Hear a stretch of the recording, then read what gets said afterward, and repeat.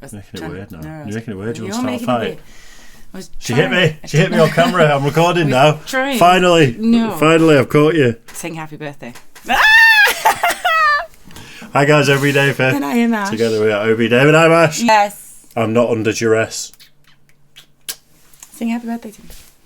It's Ash's birthday today at the time of recording, and actually, this video is getting released today, so it will be released on your birthday. Yay. So everyone send some love Ash's way. Thank you are all free to sing happy birthday to Ash while you sat looking at your phone or your computer or your tablet or whatever it is. I will hear you from across or your the TV. World. Yeah, I'm not going to sing it though. So rude. He has spoiled me today. He's been wonderful. If there's a cake and there's loads of people, I'll sing happy birthday. Why didn't I get a cake? Shit. My mates at work got me chocolates, which I shared with you. Your mum got me chocolate biscuits, which I shared with you. I didn't get a cake. How long does it take to bake a cake? And also, how do you bake a cake? Don't worry about it. We are going on a really nice family dinner next weekend with the kids. It's true. And we're going to have lots of cake then. Apparently there's a chocolate fountain, I think. The better I'd be for the cost of those tickets. It's a buffet. So, yeah, the better I'd be. I am not eating for 2 days before it, and I'm going to get my money's worth. I know. I am going to stuff my face. I've not been to a buffet for years, and I'm going to make the most of it. We used to do it when as a student, because we had a Chinese buffet, and it was like £5. And I did used to sneak some food into my handbag to take home because I was a poor little student. Do you know what I used to steal when I was a student? What? Toilet roll. Okay. Everywhere Oh that my had a spare roll out, I used to nick it because it used to cost so much money. See, we had the big thick rolls and the locked boxes. I used to steal as much of it as I possibly could. Just in a roll. No, I'd take the whole thing. You can't, it's locked. No, but like certain places just have a roll, and I'd just be like, yoink, yoink, yoink, yoink. Anyway. I literally had every glass from every pub that ever existed. Has anyone in the UK, anyone watching us in the UK, have you ever bought a pint glass? An actual pint glass with the stamp on it, not just a big glass. I don't think so. I actually saw an advert on Instagram the other day from a pub saying, please stop stealing our glasses. It's costing us a lot of money. you either get the glass free when you buy, there'll be an offer where they'll say, buy a 4-pack of beer and we'll give you a pint glass. Yeah, it's like the Stella Chalice or whatever. There's not one matching pint glass in that cupboard, have you noticed? And it's because they're all stolen, but I don't know when I nicked them. Some of them are the ones I've nicked as well. The only ones that are bought in there are the gin glasses, the wine glasses, the champagne flutes, everything the tumblers. Else. Everything literally else the you little do. Tumblers. Everything else you do, but pint glasses, just nick them. Yeah, there you go. Right then. Anyway, we just outed ourselves on that. America's secret weapon that won World War II. Yeah. VT Fuze. VT Fuze sounds like a guy.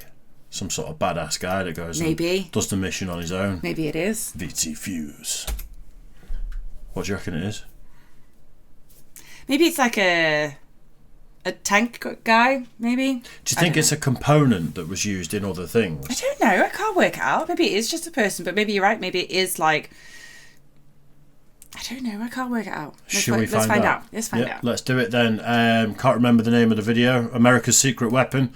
VT Fuze, fat electrician. Yes. Let's go. Say World War II. Does anybody else remember that one time in the 1940s when nobody could get Christmas lights and nobody knew why, and then it came out like 10 years later that it was because America figured out how to turn Christmas lights into a super weapon to win World War II? Yeah, me neither, but we're going to get into it anyways.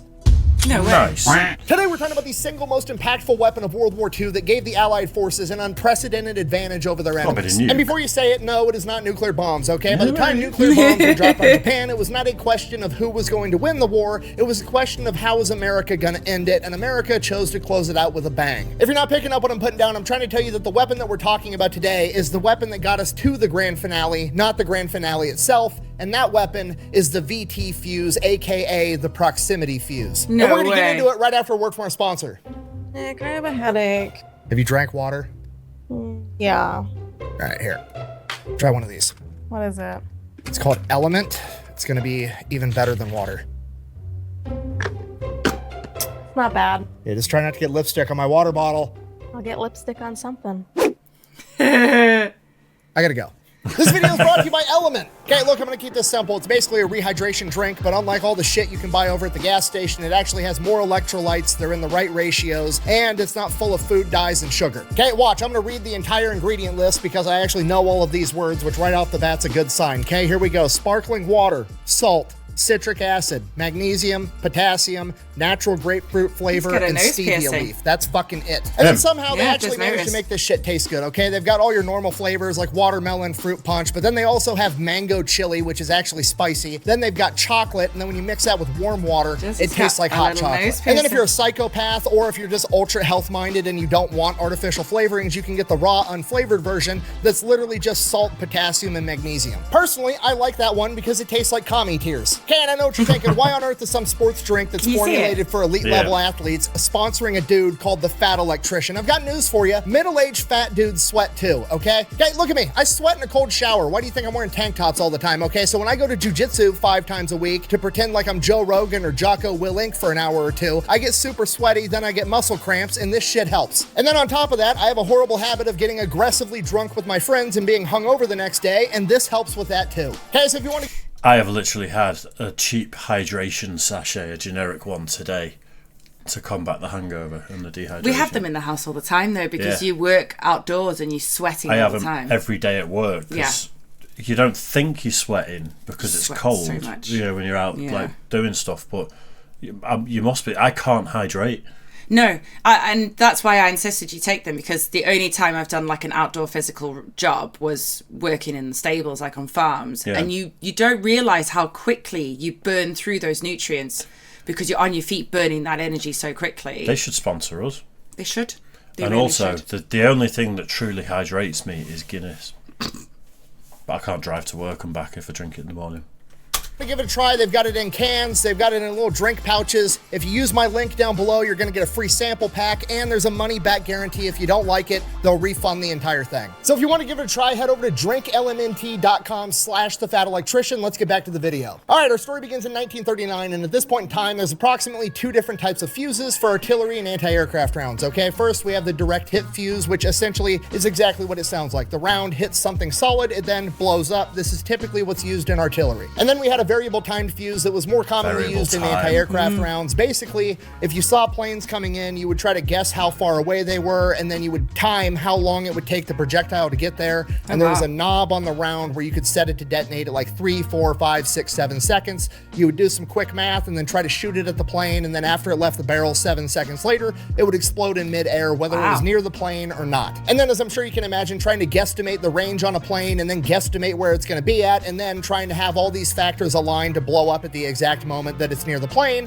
wasn't very effective. And to put not very effective into perspective, in the early days of World War II, they said it took somewhere between 2,500 and 1,800 anti-aircraft rounds to down a single plane. Wow. So pretty much everybody on the planet had basically the same idea, like, man, wouldn't it be cool if the anti-aircraft round just magically knew when it got near the plane and blew up at the exact perfect moment every single time. So pretty much everybody all over the planet has this like on the back burner trying to figure out this new type of weapons technology. Japan, Germany, the UK, America, everybody's been working on this in the background, but there's not a big rush because there's no war going on at the time. And then September 1939, World War II kicks off, and then almost exactly a year after that, Germany starts heavily bombing Britain in the Blitz, and now Britain has a pretty good incentive to figure out this new type of weapons technology. Now, the UK doesn't really know how they're going to pull this off, but they do know they need to figure out how to get small electronics to be able to survive inside of an artillery round after it's been fired, which, as I'm sure you can imagine, it's subjected to a lot of G-force, which is going to break small electronic devices, especially back in the 1940s when everything was run off of vacuum tubes. So the British figure out right out of the gate, like, hey, this thing's spinning at 50,000 rotations per minute once it's fired. We need to make these electronic components as small and as light as possible so they don't rip themselves apart just under the G-force of their own weight. Which makes perfect sense. I mean, when Dad's had one too many chiladas on a Sunday afternoon and decides he's going to get the kids going on the Ferris wheel as fast as he can, the fat kid flies off first, okay? That's just science. Was I the fat kid? Don't fucking worry about it. I had a great childhood, okay? Now, at this point in time, Britain is in full-on war production. All of their industrial capacity is being used to build new warplanes to defend themselves, and they don't have the capacity to start investing in all this, like, new microcircuitry and tiny little itty-bitty vacuum tubes. So they decide, hey, we're just gonna order 20,000 miniature electron tubes from this hearing aid company over in America. And then the American War Department hears about this, and they're like, You guys working on fucking hearing aids right now while the Germans are bombing you every night? No, you're not. What the fuck are you up to? So the British comes clean and they tell America, like, hey, we're allies, whatever. Here's what we're doing. We're trying to develop this anti-aircraft round that can sense when it gets near a plane and then blow up in midair and fuck up all these planes. So we quit getting bombed every night. At which point America's like, cool, great, dope, whatever. We'll give you whatever you need. But you have to give us all of the information that you get from your testing, so we have it also. So the British go, they do their testing, they do figure out how to get the electrical components to survive being shot out of an artillery shell, but they don't really figure out anything else after that. They don't figure out how to actually make it sense the plane, and they don't figure out the biggest problem of how in the fuck do you get a power source to all these electrical components, because it's 1940 and batteries aren't really that great at this point in time. So the entire project just kind of gets shelved, regarded as impossible. Nobody can figure out how to do it. Everybody just kind of moves on. And then fast forward to 1941, Japan commits the ultimate cardinal sin of touching America's boats. Oh, now you fucked up.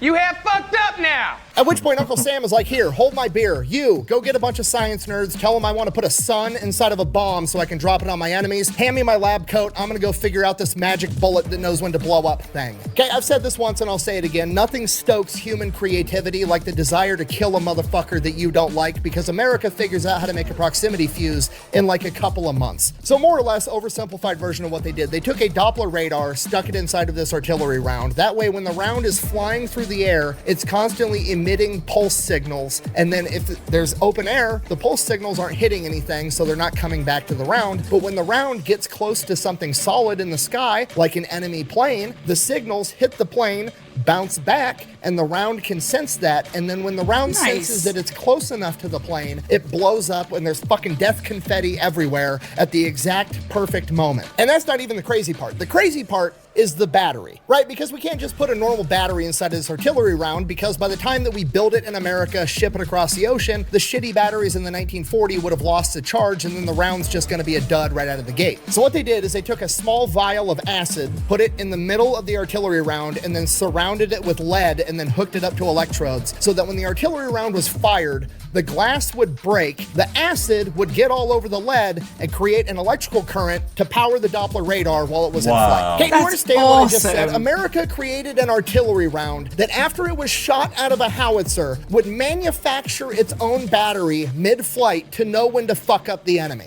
But how long does the battery... That is so awesome. It's absolutely genius, That isn't is it? so clever.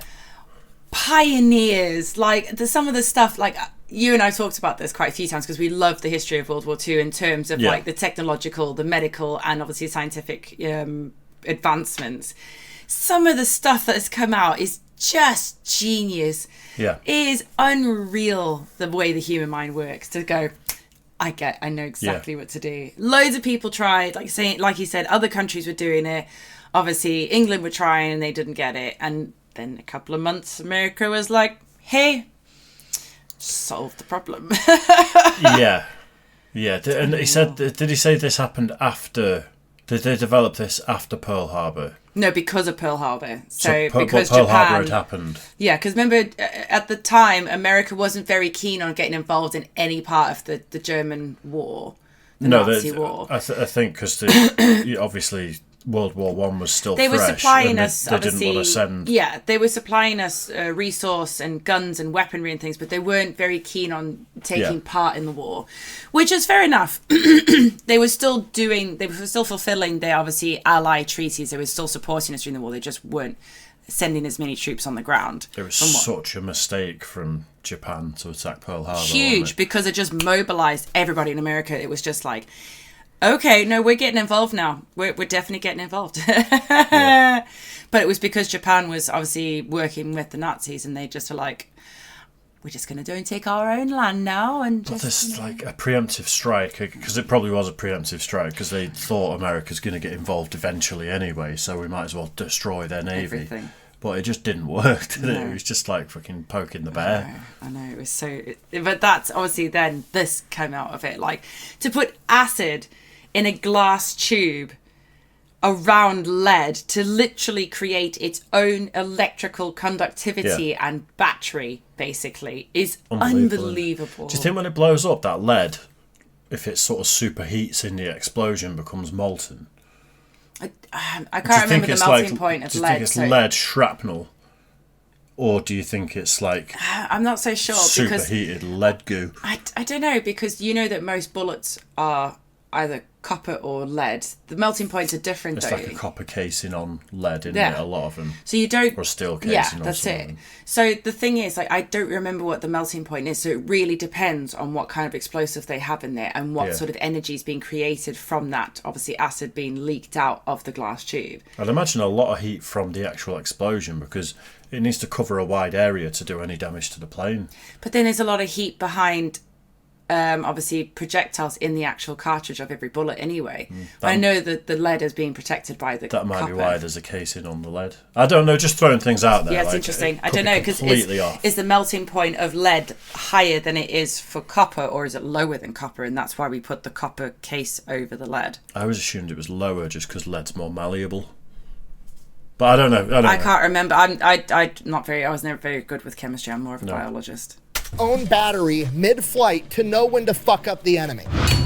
But how long does the battery last? For the enemies in the plane, it's a lifetime supply, homie. It's the last battery they're ever gonna need. Now, to be fair, there is some obvious problems, you know, like having a small vial of glass being the only thing that's standing between you and an artillery round blowing up the second it gets near anything solid is kind of terrifying. As I'm sure you could imagine, transporting that would be a nightmare, because if one of those things breaks, you're gonna blow up the entire truck. So as a safety mechanism, they actually ended up cutting little tiny wafers of lead and stacking them all along the vial, and then if the vial broke, it would just kind of like leak out and it wouldn't do anything. But when it was shot out of a gun, the 50,000 rotations a minute would have enough centrifugal force to make the lead fly out and in between all the lead wafers, and that's how it would power. So the shell's only going to go off when it's spinning after it's been fired out of a gun. So America's done it. We've essentially made magic bullets, and now America is going to do what America does best. We're going to tie up this solution in bureaucratic nonsense so that nobody can use it. Son of a bitch. Wow. Okay. Just trying to help you, Michael. Bitch! Yeah, the man in charge of this project, Commander William S. Parsons, decides he's not going to let this project move forward until he's 100% convinced that this product is perfect. So the proximity fuse has essentially been shelved yet again. Cue my favorite naval commander of all time, Willis Augustus Lee, aka Ching Lee. On your left.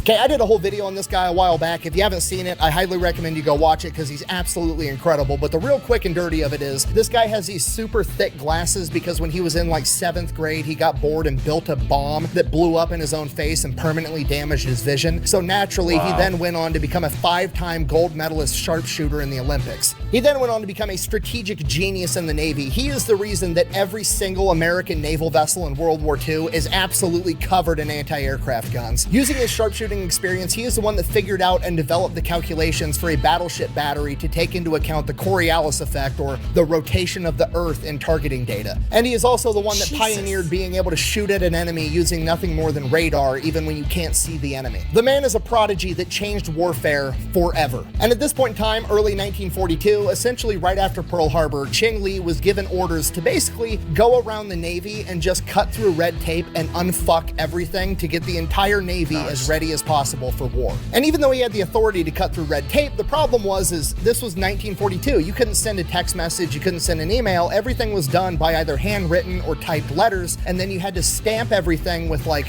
priority, urgent, standard, telling the mail carrier in the military, like, how quick does this letter need to get where it's going? And urgent, being the fastest option, wasn't fast enough for Ching Lee. So he went and had his own custom rubber stamp made, and he used red ink, and in all caps, his rubber stamp said, frantic. So that way, every time Ching Lee had a project that he wanted to get pushed through the Navy as fast as possible, he would stamp it with a big red frantic, and then every paper pusher in the Navy has that come across their desk, and they're like, oh shit, oh fuck, I've never seen anything labeled frantic, and they grab it, and that is now their sole mission in life, to get this to the next place. So all his shit gets done super fast. So as soon as Ching Lee hears that we've essentially made magic artillery shells tied up in bureaucratic nonsense, he gives it the old frantic stamp and pushes it right along, saying, and I quote, "We're looking for a workable solution, not a perfect one." So it immediately goes into testing, and its first test is to have an anti-aircraft battery on the ground firing at a bunch of radio-operated drones above, and these proximity fuses absolutely crush these drones, okay? The only person disappointed was the commanding officer of the drones, because he was mad they were shooting down all of his drones. You ruined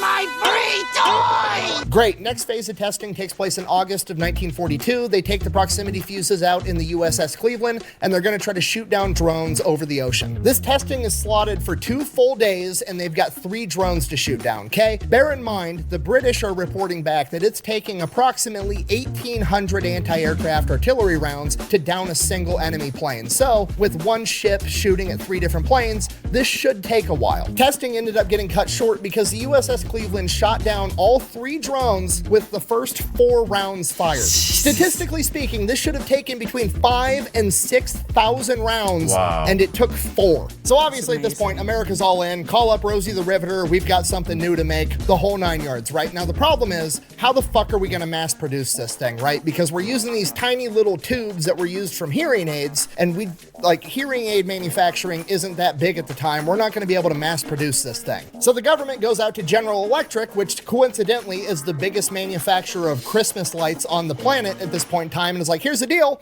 You're not making Christmas lights anymore. You're going to take those little Christmas lights, and instead of putting a little light filament in there, you're going to fill it with this acid, and then you're going to seal off the other end, and you're going to give it to us, and you're going to shut the fuck up about it, okay? At which point GE is like, cool, government contracts are awesome. Now we've got the manufacturing, and we can mass produce this thing. This is why you don't touch the boats, all right? You touch the boats, one thing leads to another, and now we're weaponizing Christmas lights. I think you might be overdoing it, Dad. Russ, when was the last time I overdid anything?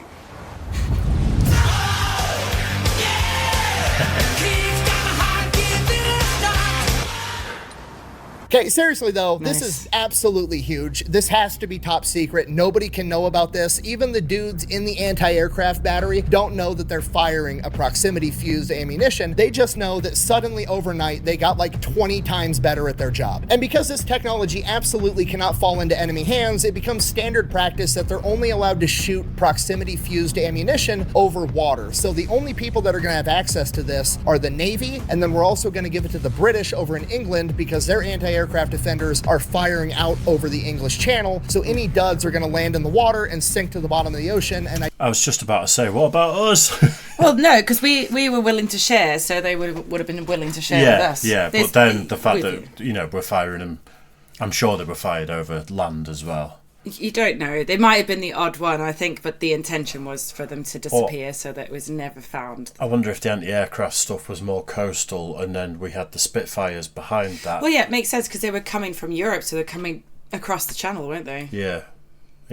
ideally be unrecoverable. And then there's the last problem. What are we going to name this thing, right? We don't want to call it anything too obvious, right? The reason that we call tanks was because back in World War I, when the British developed the first tank, they just called it that because on the chart list, they wanted anybody that intercepted documents to think, oh, it must be like a water tank or something. So we have to have a deceptive name. No, I didn't know that. So they came up with the VT fuse. And that way, anytime somebody was like reading a chart or an inventory list and they just read VT fuse, they'd go, what the fuck is a VT? Oh, variable timed fuse, those old school ones that just, you know, you spin the knob and it blows up in 7 seconds. Whoop-de-doo, who cares? So we've got it. Everything's perfect. America starts manufacturing 250,000 of these rounds every single week. We start sending them out with the US Navy, and then we ship a ton of them over to Great Britain so they can start defending themselves against all these German bombing raids that they've been dealing with for like over a year at this point. The first VT fuse to down an enemy was on January 5th, 1943, when the USS Helena shot down a dive bomber, and from that moment on, the US Navy and the British air defenders started wrecking house with this new ammunition. The British reported back that the average amount of ammunition expenditure went from 1,800 rounds to down an enemy plane to 85. They said not only were they shooting down way more enemy planes with way less ammunition, but the proximity fuse was actually so sensitive and so good at its job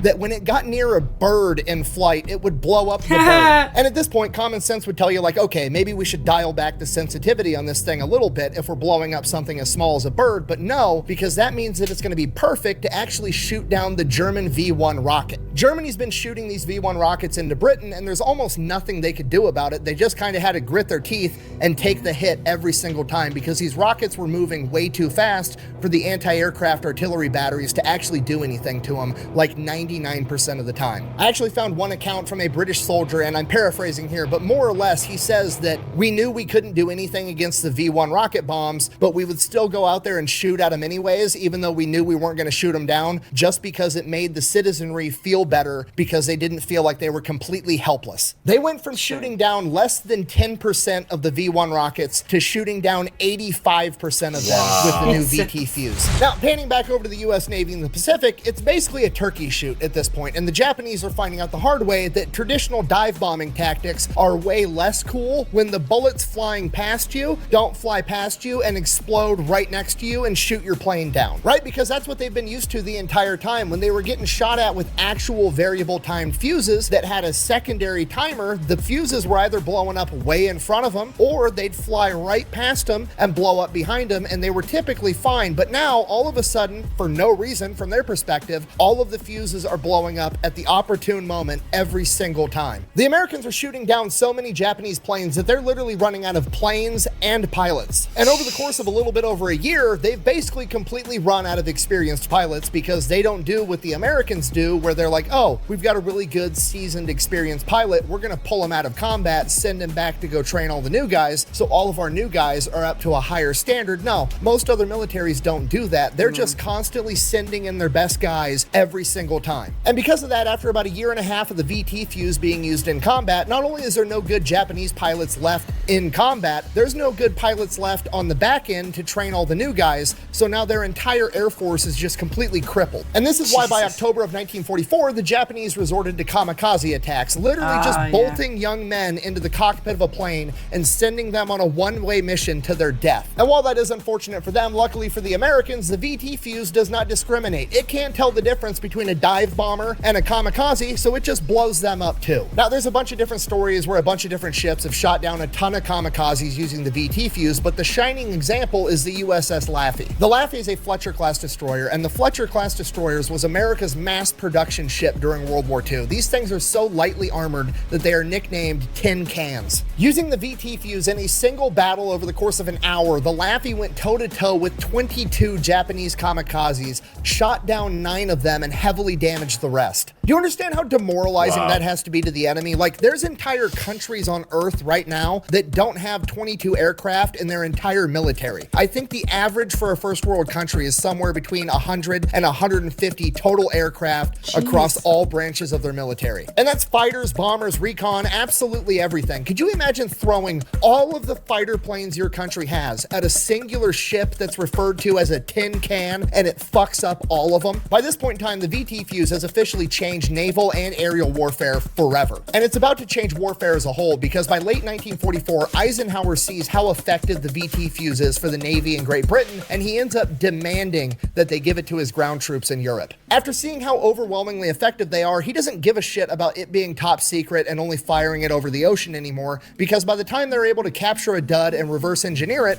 the war's going to be over, and he knows that. So they take the VT Fuze and they start sticking it in normal artillery. Now, normal artillery up until now was usually direct impact, right? The shell hits the ground, it explodes, launches shrapnel everywhere. That's still pretty effective, but if a dude is like dug into a hole, all the shrapnel is going to fly right over the top of him, right? And half the shrapnel, once it hits the ground, goes into the fucking ground immediately. So now with the proximity fuse, it's going to sense the ground 40, 50, 60 feet above, and it's going to blow up and blow all that shit straight down on top of people, whether they're in a foxhole or not. This new airburst artillery is so devastating that the first time it's ever used in combat, it basically puts the linchpin in the European theater and ends the war. Because the first time the VT Fuze was used in combat was at the Battle of the Bulge. Okay, if you don't know what the Battle of the Bulge is, essentially Germany was on their heels and they decided, fuck it, we're gonna throw one big last Hail Mary. We're gonna take everything we've got in one big offensive and attack the American line, try to punch through with our blitzkrieg tactic and destroy the Americans. And it was working out for them right up until it started raining metal. The new airburst artillery absolutely shredded German infantry units. There was nowhere they could hide. Foxholes weren't really that effective against airburst, and even if they wanted to dig one, the ground was half frozen, and when they tried to hide in the wood line, the airbursts literally cut the forest down around them. You can find pictures of the Ardennes forest after the Battle of the Bulge, and the tops of the trees are just cut off with complete carnage underneath them. But Chubby Electron guy's exaggerating. The VT Fuze wasn't that big of a deal, and it didn't make a huge impact at the Battle of the Bulge. Buh. You know what? Fine. Don't take my word for it. I wasn't there. Let's see what General Patton had to say about it. And I quote, "The funny fuse won the Battle of the Bulge for us. I think when all the armies get this shell, we will have to devise some new method of warfare."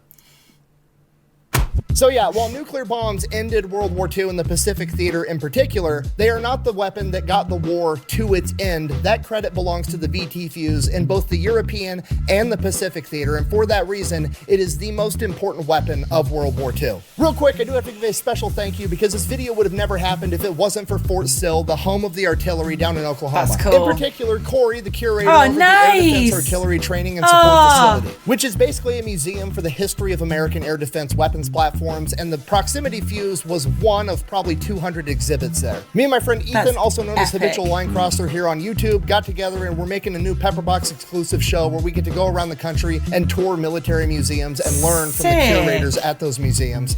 And here's the teaser for that. Training support facilities are not open to the public, and they are basically facilities that we can bring in soldiers to instill a little bit of esprit de corps to them. And Congress finds themselves looking down the barrels of too hot 40 millimeters. When you hurt Congress, that's going to be the end of your program. It worked perfect.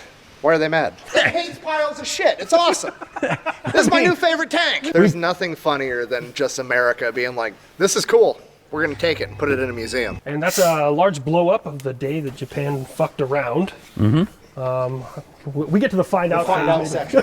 Yeah, find out section just past us. Suck that, German engineering. Can't build a prox fuse, can't win a world war. Fucking sucks to suck. No, you can get these on eBay too. I mean, about what, 42,000? Oh, you shouldn't have told him that. I know, right? Are you getting an M45 now? I mean, I'll put all the money we make from this for the next 10 years towards it. Telling me size doesn't matter. It's how you use it. Exactly. That's exactly it. It's all about how you use it. So that's also what someone with small rockets would say. Don't lick it. We See that? Yeah. Please don't lick the artifacts. Unfortunately, yeah, the motors need the brushes replaced. Which that's a major overhaul on that one. No, it's not. I'm an electrician. I know how to replace brushes. You know what? You are more than welcome to come here, and this is one that I'd let you work on. I think that first episode is almost 2 hours long, and it is available right now over at pepperbox.tv if you want to go check it out. Other than that, thank you for watching. I gotta go. That was great. He didn't say quack bang.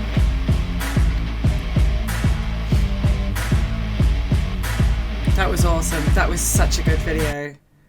Oh, we didn't get a thing at the end. Ah, and he didn't say quack bang. He literally just said, I gotta go. Yeah.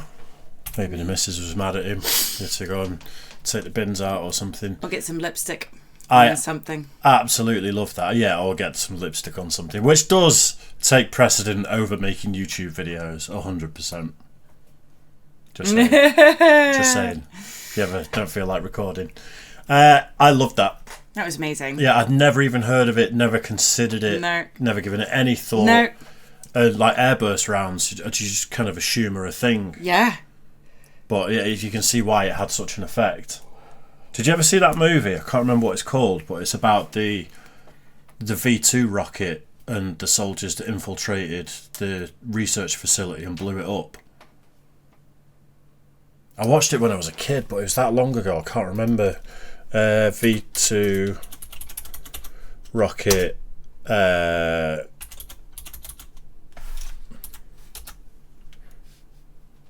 Hitler's space rocket. That's a documentary. I've never heard. V2 Nazi rocket under cover. Oops.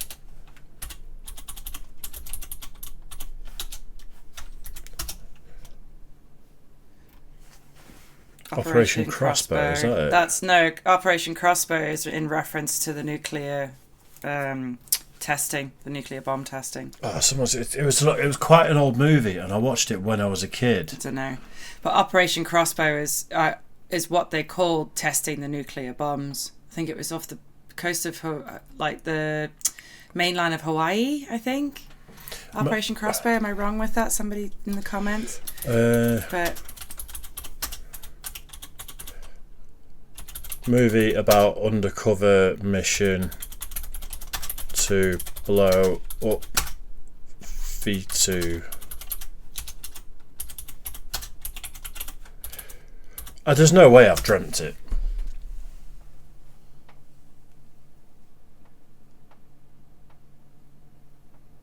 Yeah. oh, that's interesting. Yeah, so so it they've is named it Operation Operation Crossbow. Crossbow, But I was so sure Operation Crossbow was what the first nuclear testing was. Just have a look. That is a great movie. I watched it when I was a kid with my dad. Just have another look, because what the name of the first nuclear testing was. Because I Manhattan thought it was, Project. No, there was I'm sure it was called Operation Crossbow. Name.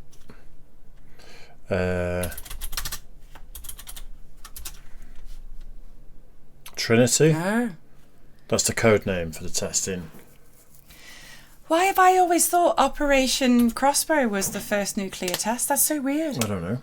That's interesting. That's the name of the movie. The real life mission could have been called something else. No, but that, I mean, it would, honestly, they would call it that because that's the name of, obviously, the covert mission, wasn't it? It's like Operation Mincemeat and stuff like that. I think we need to have a look at the streaming site that his documentary's on as well, going to the museums. Yeah.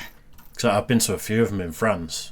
I went to the St. Mary Église one. That's cool. Which, I don't know if you ever saw the movie where the paratrooper gets stuck, his parachute gets stuck on the church. No. And every year they put... they do. Yeah, they put like a stuffed version of him. Of a guy because on the he was shot at every day for and the Germans couldn't hit him, so he just hung him. He got hit a couple of times. Oh, did he get hit? Yeah, and then I think he ended up in a German hospital. Oh, I don't remember, but I have heard of it, yeah. So there's a war museum in that town, and it's a nice little town, really quaint. And then there's this war museum that's just got loads of tanks, anti-aircraft stuff. It's absolutely amazing. Cool, I'm up for that. Really worth a go. Sweet. Nice. Right, anyway, cheers for watching that, guys. It means the absolute world that you're with us. Yeah. Make sure you like and subscribe, and we'll see you again soon. Bye, guys.